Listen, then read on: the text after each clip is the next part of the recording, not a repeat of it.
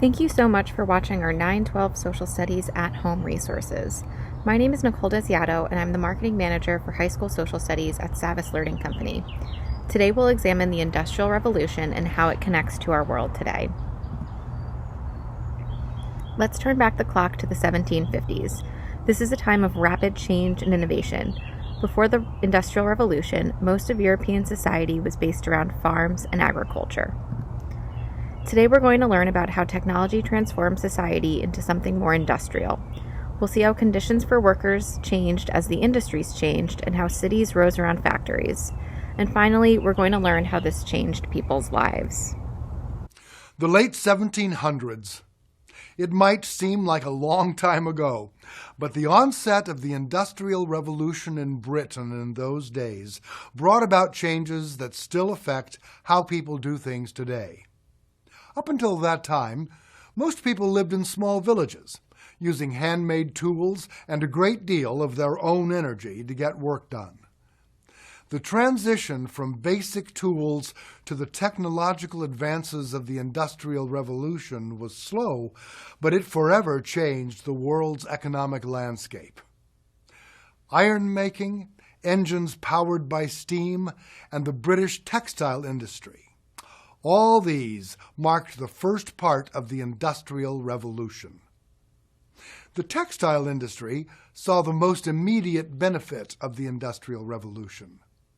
Big machines with funny names like the Flying Shuttle and the Spinning Jenny dramatically increased cotton production. A short time later, the water frame, which was a water-powered spinning machine, and Eli Whitney's cotton gin both benefited cotton growers in the American South. These new machines were quite large. In fact, they were so big that people could no longer work out of their homes. Factories were built to house the machines and their workers, and steam technology was used to power the machines. The factory system was born. The mass production of goods required people to find ways to transport them faster and cheaper and more efficiently. Turnpikes, private roads that required travelers to pay a fee, were created and goods traveled faster. Harbors were upgraded and stronger bridges were built. Canals were dug to connect rivers and to connect towns with ports. Times change. By the 1830s, canals started to lose their importance as the steam locomotive made railroads the leading mode of transportation. Railroad tracks did not have to follow the course of a river, so merchants could ship goods swiftly and cheaply to their customers. In the years that followed, railroad building and travel boomed. By 1870, rail lines were all over Britain, Europe, and North America. The technology generated from the Industrial Revolution caused an economic boom. Machines were able to increase output, which led to lower prices, and thus more customers were introduced into the market. What do you think the world might be like today if the Industrial Revolution had never taken place? The Industrial Revolution was a turning point in world history. It raised the average incomes of people all over the world and influenced every aspect of daily life. With the Industrial Revolution came rapid urbanization. Small towns quickly grew into cities as people scrambled to move near the factories that gave them work. Urban populations increased at a rate not seen before. The middle class grew stronger during the Industrial Revolution. It consisted primarily of merchants, inventors, and skilled artisans, with a segment of this population having worked itself out of poverty. Middle-class people lived in nice homes, dressed well, and had access to food and water. Women stayed home to raise and take care of the children. In contrast, life for factory workers was not so easy. Workers lived in slums where buildings had no running water or sanitation systems. Sewage often contaminated the water supply, so diseases like cholera were widespread. Religion In particular, a movement called Methodism gave the workers comfort. As people migrated to cities and lost connections with their old churches, John Wesley founded Methodism and encouraged his followers to adopt clean living and a personal sense of faith. One of the main goals of Methodism was to rekindle hope in the working class people. Conditions in factories were generally poor. Schedules were long and rigid. Shifts could be up to 16 hours per day and up to 6 days per week. Because of the harsh conditions and inadequate machinery, exhausted workers often became sick or were injured. Many lost their lives. Many of the early workers in the factories were women, not men.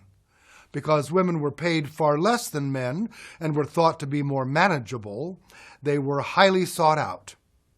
Being in the workforce created a huge burden for women. They were out of their homes and factories for 12 hours or more a day, and once they were off the clock, they had to take care of home life. If working conditions in the factories were bad, conditions in the mines were even worse. Miners worked in darkness, and the dust from the coal destroyed their lungs. The threat of explosions, flooding, and collapsing tunnels always loomed large. Children were also a part of the workforce, starting to work as young as 5 years of age. Because they were small, nimble-fingered, and quick-moving, they were in very high demand. In factories, children changed spools and crawled under machines to make repairs. In mines, they adjusted air vents and hauled coal carts. The Industrial Revolution greatly affected the lives of men, women, and children. Was this time in history a blessing or a curse?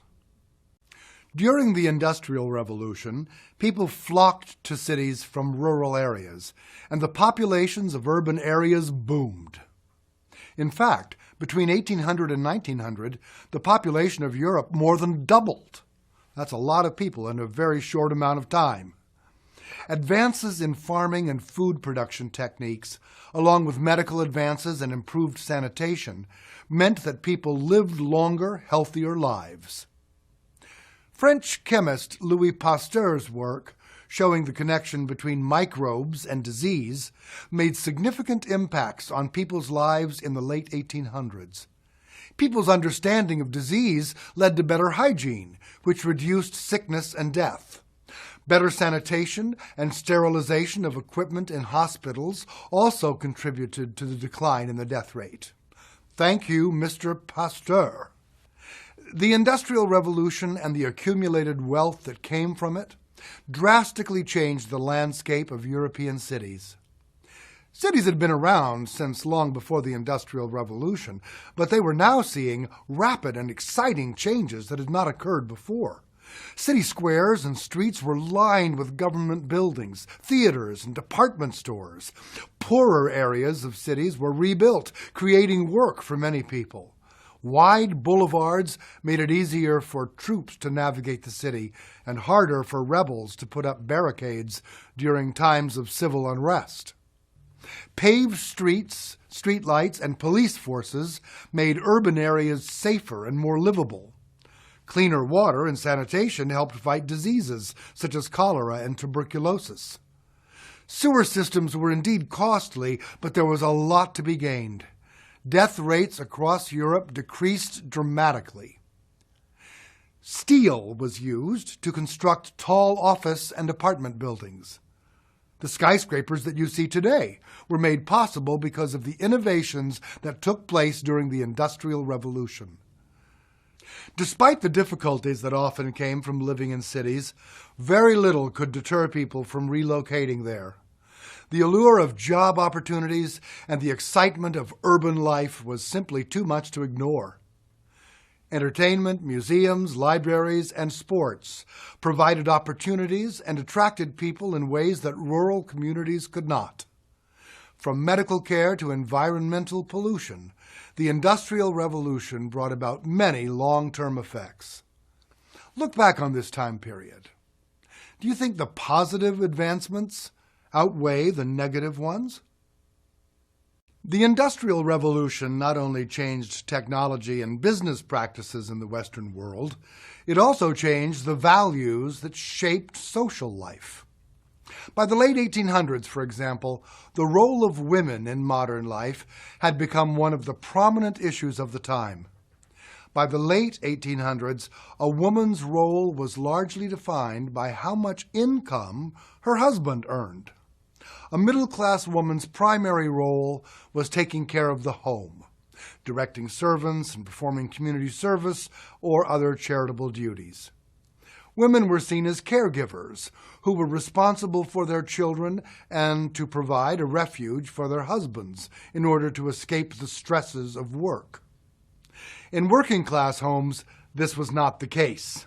Women often worked in factories or as domestic servants. They earned less than men and usually were responsible for child care and maintaining the home after working hours were over. During this time, women's rights groups began to spring up. These groups lobbied for such things as voting rights, as well as for better education opportunities and for changes to property laws.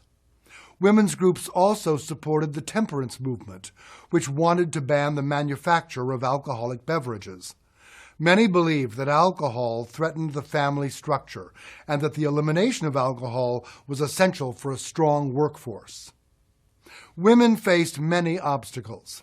They could not vote, they could not receive the same education as men, and if married, they couldn't even own their own property.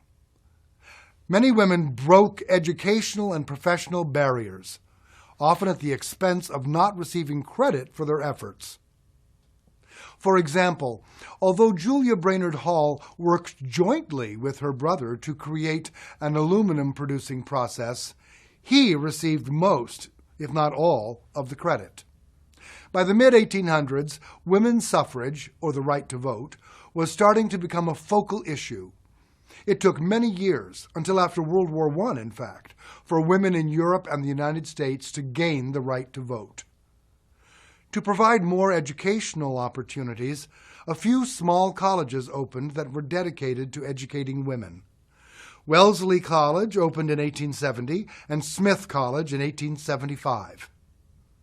In many ways, the Industrial Revolution changed the social order and long-held traditions of the Western world, giving women opportunities that had not been provided to them before.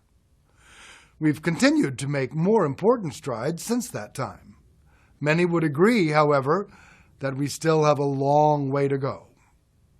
In what areas today might progress be made?